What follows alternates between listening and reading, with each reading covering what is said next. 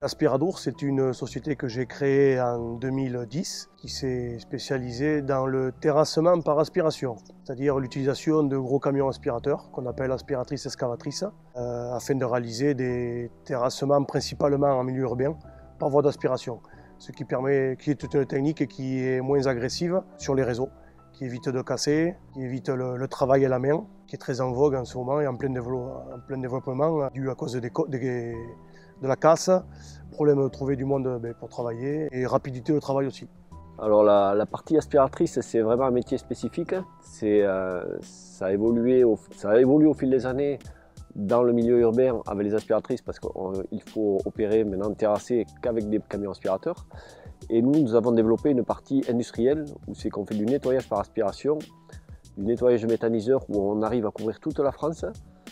Et on a développé ça depuis maintenant 3 ans et c'est en grande expansion. J'ai commencé tout seul, puis après avec mon premier salarié, mon deuxième camion, puis mon troisième, quatrième, cinquième, sixième, septième, jusqu'à arriver à 10 actuellement. Je suis arrivé dans l'entreprise en 2013.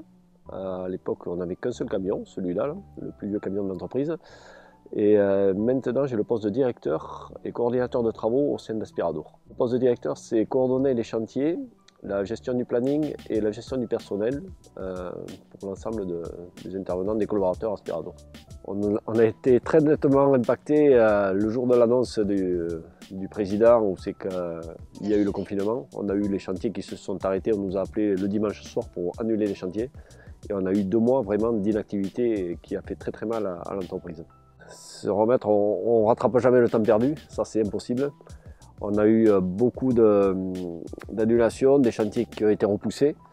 Mais on trouve depuis qu'il y a eu le Covid une différence sur les chantiers. Avant on avait des chantiers sur du long terme, maintenant on n'a plus de chantiers comme ça sur du long terme ou qui duraient assez longtemps, une semaine de 15 jours, c'est fini ça. Pour l'instant, depuis que j'ai démarré, tout se passe très bien. Et voilà, il y a du travail et voilà, il faut juste. J'espère que la crise de la Covid va arriver à s'arrêter assez vite. Parce que bon, ça pénalise quand même. Et voilà, mais sinon, voilà, pourvu que ça dure. Hein. Bon, alors, Basketland, je connais quand même depuis un moment parce qu'à l'origine, c'était Euromont-Cube. Euromont-Cube, c'est là, hein. C'est chez moi aussi. Hein.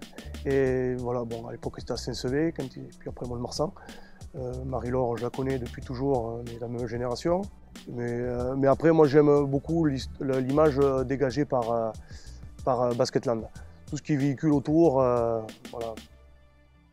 Chose que je ne trouve pas forcément dans d'autres sports de haut niveau.